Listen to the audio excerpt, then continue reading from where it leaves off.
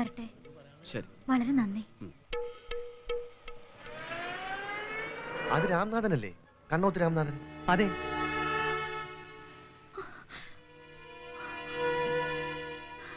ശ്രീകുട്ടി, അമ്മയ്ക്ക് എന്ത് പറ്റി? ഇന്നലെ രാത്രി ചേച്ചി എവിടെയായിരുന്നു? അത് ഞാൻ പ്രോഗ്രാമിന്. എന്ത് പ്രോഗ്രാം?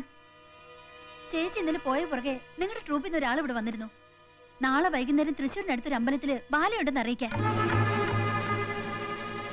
ചേച്ചി പ്രോഗ്രാമിന് പോയല്ലോ എന്ന് പറഞ്ഞപ്പോ അയാൾ ചോദിക്കുക എന്ത് പ്രോഗ്രാമാണെന്ന്. ഇന്നലെ പ്രോഗ്രാം ഒന്നും ബുക്ക് ചെയ്തിട്ടില്ലെന്ന് കേട്ടപ്പോ അമ്മ തല ഇറങ്ങി മുറ്റത്ത് വീണു. അയലത്തുകാരും അറിഞ്ഞു.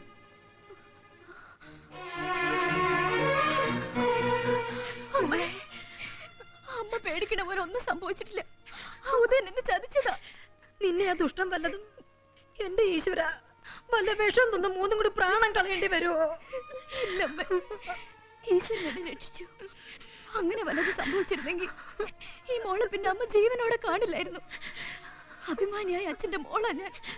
മാനം നഷ്ടപ്പെട്ട് ഒരു നിമിഷം ഞാൻ ജീവിച്ചിരിക്കില്ല. പിന്നെ എങ്ങനെയാ ചേച്ചി ആ കാലമാടന്റെ അടുത്തുനിന്ന് രക്ഷപ്പെട്ടത്? ഭഗവാൻ കൃഷ്ണനെ പോലെ ഒരാൾ എന്നെ രക്ഷിച്ചു. സാവിത്രിയമ്മേ, ഞങ്ങളങ്ങോട്ട് ഇറങ്ങാ. ഇനിയിപ്പോ ഞങ്ങൾ ആവശ്യമില്ലല്ലോ. കാണാതെ അയാൾ തിരിച്ചെത്തിയല്ലോ. ഞങ്ങള് നാട്ടുകാരെ വെറുതെ ഈ നാട് മുഴുവൻ ഓടിക്കേണ്ട വല്ല കാര്യം ഉണ്ടായിരുന്നോ? ഏതായാലും പുതിയ തൊഴിലായല്ലോ. കണ്ണോത്ത് രാംനാഥന്റെ കാറിലല്ലേ വന്നത്. അയാൾ ആരാന്നേ ഞങ്ങൾക്കറിയാം. നടന്നോടി എന്തോ ആയിക്കോട്ടെ. മോളെ, ഓൻ അങ്ങനൊക്കെ പറയും. ഓനെ പേടിച്ച് ഞമ്മക്ക് പുറത്താവാൻ പറ്റുക? പോട്ടെ മോളെ, ഒന്നും നമ്മളായിട്ട് വരുത്തി വെച്ചതല്ലല്ലോ. വരാനുള്ളതൊന്നും വഴി തങ്ങില്ല എന്നല്ലേ പറയണത്? അല്ല, പഠിച്ചവന്റെ കൃപ കൊണ്ട് ഞമ്മക്ക് പെടങ്ങാറൊന്നും പറ്റിയിട്ടില്ലല്ലോ.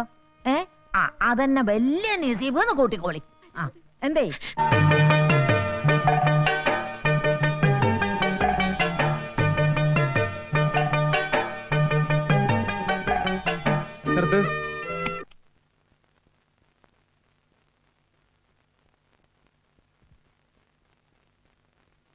വരൂ.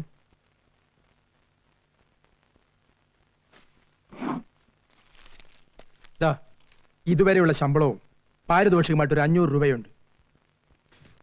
മറ്റൊന്നും തോന്നരുത്. കുട്ടിയെ ബാല ട്രൂപ്പിൽ പങ്കെടുപ്പിക്കാൻ ബുദ്ധിമുട്ടുണ്ട്.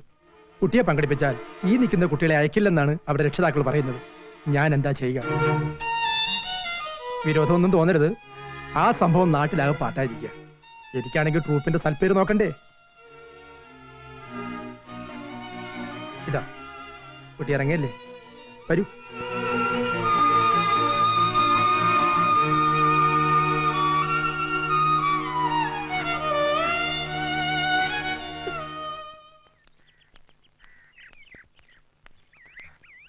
റിഹേഴ്സൽ കഴിഞ്ഞ് വരിക.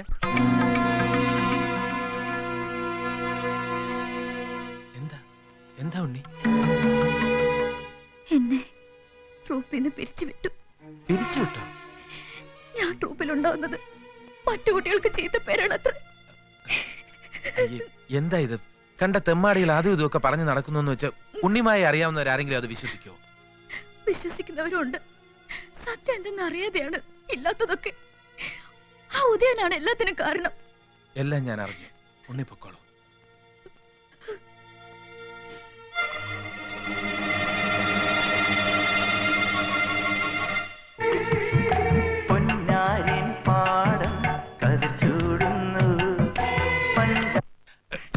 ഉണ്ണിമായം കൊണ്ട് എവിടെയാടാ പോയത് നീ? ആശ മരിച്ചെന്ന് കരുതി അദ്ദേഹത്തിന്റെ കുട്ടിയേക്ക് ചോദിക്കാനും പറയാനും ആരുമില്ലെന്ന് കരുതി. അപ്പൊ നീയാണ് അവളുടെ രക്ഷകനല്ലേ? അവളെ അവളുടെ അനിയത്തിയും വെച്ചോണ്ടിരിക്കുന്ന നീയാണല്ലേ?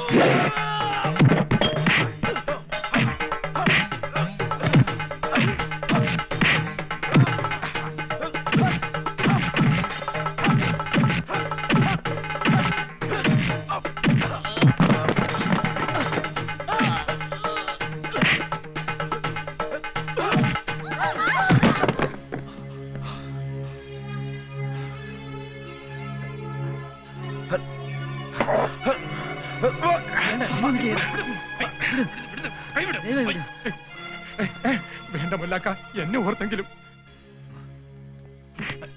പാവപ്പെട്ട പെൺകുട്ടികളെ കൊണ്ടുപോയി കൂട്ടിക്കൊടുക്കണം നിന്റെ മറ്റേ ഏർപ്പാട് നിർത്തിയില്ലെങ്കിലുണ്ടല്ലോ നിന്റെ മുട്ടുകാരെ ഞാൻ തല്ലി ഓടിക്കും.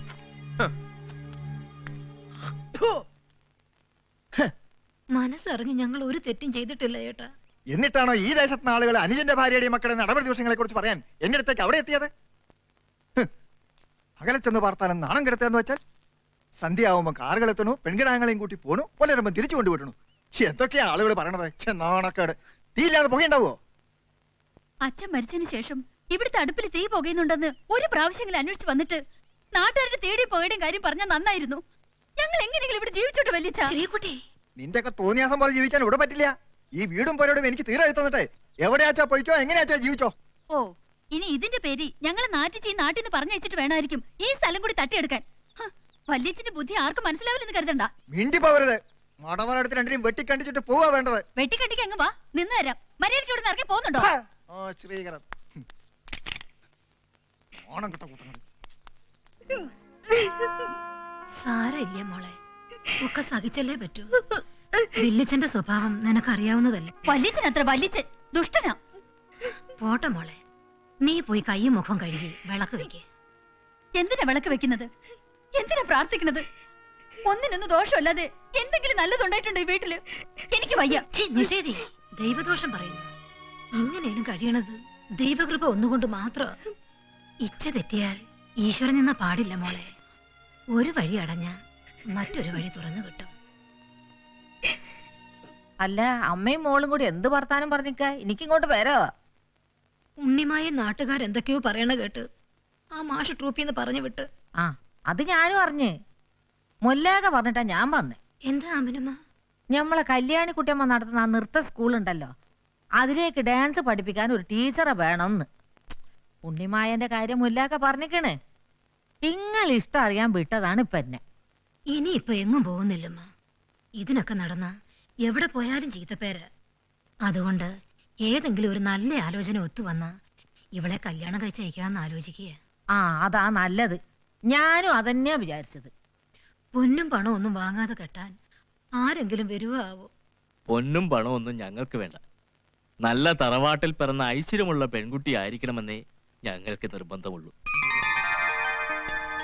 മേലേടത്ത് മാധവൻ നായരുടെ മോളാന്നറിഞ്ഞേ പിന്നെ ഞങ്ങൾക്കിനി ഒന്നും അന്വേഷിക്കാനില്ല.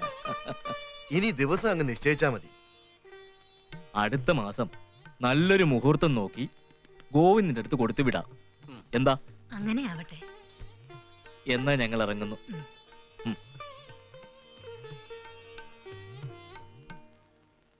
എന്റെ മോനെ, പടച്ചോന്റെ കൃപയോണ്ട് ആ ഉണ്ണിമോള് രക്ഷപ്പെട്ടു. വന്ന കൂട്ടർ എന്തുകൊണ്ടും നല്ലവരാ. ആ കുട്ടിക്ക് നല്ലതേ വരുമ്മ. ആശാൻ എല്ലാരും സഹായിച്ചിട്ടല്ലേ ഉള്ളൂ. അല്ല മോനെ, ഉണ്ണിമായന്റെ കല്യാണത്തിന് ഞമ്മക്ക് എന്തെങ്കിലും ചെയ്യണ്ടേ? അത് പിന്നെ ചോദിക്കാനുണ്ടോ ഉമ്മ? നമ്മളല്ലാതെ പിന്നെ അവർക്ക് ആരാ ഉള്ളത്?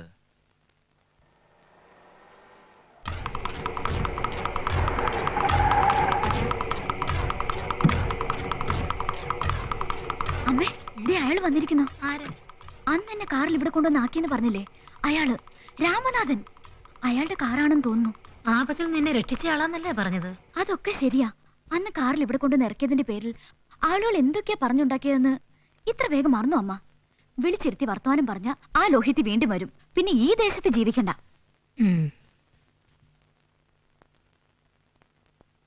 ഞാൻ രാമനാഥ്, കണ്ണോത്ത് രാമനാഥൻ. എന്താ വിളിക്കണ്ടെന്നറിയില്ല. എന്റെ കുട്ടിക്കാലത്ത് ഞാൻ ഇവിടെ വന്നിട്ടുണ്ട്, അച്ഛനോടൊത്ത്. കണ്ണോത്ത് വിഷ്ണുനാരായണൻ നമ്പൂതിരി എന്ന് കേട്ടിട്ടുണ്ടാവും. കവിയും വാഗ്മിയും പണ്ഡിതനും ഒക്കെ ആയിരുന്നു. അച്ഛനാണ്. പാഴ്ജന്മങ്ങളായ 3 മക്കൾക്ക് അഭിമാനിക്കാൻ പോകുന്ന പേരായിരുന്നു അത്. 3-ൽ ഇളയവനാണ് ഞാൻ. അയ്യോ, മനസ്സിലായില്ലായിരുന്നു. ഇങ്ങോട്ടിരുന്നാട്ടെ. മാധവേട്ടൻ മരിച്ചപ്പോ വരാൻ കഴിഞ്ഞില്ല. ഞാൻ മദ്രാശിയിലായിരുന്നു. അച്ഛന് മാധവേട്ടനെ വലിയ ഇഷ്ടമായിരുന്നു. ഇല്ലത്ത് എല്ലാ വർഷവും അച്ഛന്റെ പിറന്നാളിന് മാധവേട്ടന്റെ കഥകളി ഉണ്ടാവുമായിരുന്നു. അച്ഛന്റെ മടിയിലിരുന്ന ഞാൻ ആദ്യമായിട്ട് മാധവേട്ടന്റെ കഥകളി കാണുന്നത്. കുടിക്കാൻ എന്താണാവോ എടുക്കേണ്ടത്? ഒന്നും വേണ്ട. അത് പറഞ്ഞാ പറ്റില്ല. ആദ്യമായിട്ട് വരികയല്ലേ, ഇത്തിരി സംഭാരാവാ. അല്ല, വേണ്ടാഞ്ഞിട്ടാ. ഇവിടുത്തെ കുട്ടിയെ ഒന്ന് കാണാനാ ഞാൻ വന്നത്. അവളിവിടെ ഇല്ല, വെല്ലിച്ചന്റെ വീട്ടിൽ പോയിരിക്കുക. അതെയോ? ഒരു പ്രത്യേക സാഹചര്യത്തിലാ ഞാൻ ഉണ്ണിമായെ പരിചയപ്പെടാനിടയായത്. ഞാൻ കാരണം ആ കുട്ടിക്ക് ഒത്തിരി ചീത്തപ്പേരുണ്ടായിന്ന് കേട്ടു. എന്ത് പ്രായശ്ചിത്താ ഞാൻ ചെയ്യേണ്ടതെന്ന് പറഞ്ഞാ മതി. ഞാൻ നിമിത്തം മാധവേട്ടന്റെ മോൾക്കൊരു ദുഷ്പേരുണ്ടായാൽ മരിച്ചുപോയ എൻ്റെ അച്ഛൻ്റെ ആത്മാവ് പോലും എന്നോട് പൊറുക്കില്ല. പെണ്ണുങ്ങൾ മാത്രമുള്ള ഈ കുടുംബത്തിലേക്ക് കൂടെ കൂടെ വരുന്നത് ശരിയല്ലെന്നറിയാം. എന്തെങ്കിലും സഹായം ആവശ്യമായി വന്നാൽ ഒരാളെ അയക്കേ വേണ്ടൂ. ഒരു മോനെ പോലെ കരുതിയാ മതി. മോള് വരുമ്പോ പറയുക ഞാൻ വന്നിരുന്നു. എന്നാ വരട്ടെ. എന്താവശ്യമുണ്ടെങ്കിലും അറിയിക്കാൻ മടിക്കരുത്.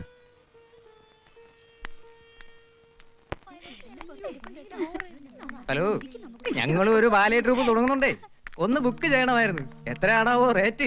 ചേച്ചിയില്ലെങ്കിലും കുഴപ്പമില്ല കേട്ടോ, അനിയത്തി ആയാലും മതി. ചേച്ചിക്ക് ഭയങ്കര തിരക്കല്ലേ. നിന്റെയൊക്കെ വീട്ടിൽ അമ്മയും പെങ്ങന്മാരും ഉണ്ടല്ലോ, അവരെ കൊണ്ടേ കളിപ്പിക്ക് നിന്റെ ബാലയില്. പീഡികത്തിനെയും വഴിവെക്ക് നിരങ്ങി നടക്കണ നിന്റെയൊക്കെ പെങ്ങന്മാരാ ഗതിയില്ലാണ്ട് വല്ലവന്റെ കൂടെ ഒളിച്ചോടണതും വേണ്ടതിന് ചെയ്യണതും. ഇനി വല്ല അനാവശ്യം പറഞ്ഞാല് അടിച്ച് നിന്റെ കണപ്പല് തെറിപ്പിക്കും, പറഞ്ഞേക്കാം. ഇവിടെ ആരുമില്ലേ? എന്തായി? മുഹൂർത്തം കുറിച്ച് അന്വേഷിച്ചിട്ടുണ്ടോ? മുഹൂർത്തം എന്നെ കൊണ്ടൊന്നും പറയിപ്പിക്കരുത്, വെറുതെ മനുഷ്യനെ ബുദ്ധിമുട്ടിപ്പിക്കാൻ. എന്താ ഇനി എന്തുണ്ടാവാൻ? കണ്ണോത്ത് രാമനാഥന്റെ ബംഗ്ലാവിലെ അന്ത്യ ഉറങ്ങിയ പെണ്ണിനെ ഇനി അവർക്ക് വേണ്ടാന്ന്. എല്ലാം ചെയ്തു വെച്ചിട്ട് എന്തിനാ ഈശ്വരനെ വിളിക്കുന്നത്? അങ്ങേരെ അവിടെ വെറുതെ ഇരുന്നോട്ടെ, അവരെന്നെ തല്ലി കൊന്നില്ലെന്നേ ഉള്ളൂ. എവിടെ പരിപാടിക്ക് പോയാലും അയാളുടെ ഗുണ്ടകൾ വന്ന് ബഹളം ഉണ്ടാക്കിക്കൊണ്ടിരിക്കുക. ആ ബാഹുലയൻ ഇറങ്ങി ഓടിയപ്പോ സ്റ്റേജിൽ തട്ടി വീണ് കാലൊടിഞ്ഞ് ആശുപത്രിയിൽ അഡ്മിറ്റ് ചെയ്തിരിക്കുക.